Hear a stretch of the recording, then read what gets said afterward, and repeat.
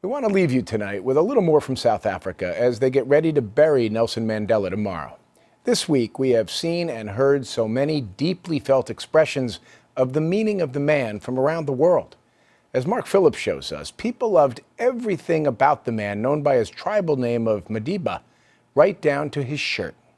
A lot of people have been stitching together all the remarkable aspects of Nelson Mandela's life. Here they do it literally.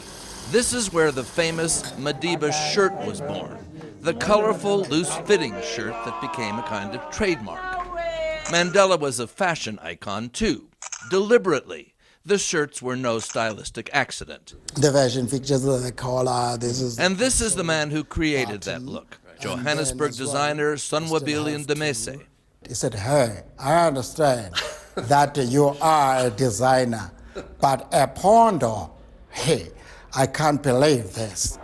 And a salute from Mr. Nelson Mandela. The design he wanted was a radical departure from the suited politician look he had when he was released from prison in 1990. He wanted a signature look, to be cool in both senses. He wanted to break the norms as well of how people have been looking as in terms of the statesman. So the Madiba shirt came to be, often in a carefully chosen African print. It's a type of a collar, but with a formal button collar, hidden buttons, worn loose, not tucked in. It led to some interesting conversations between tailor and client.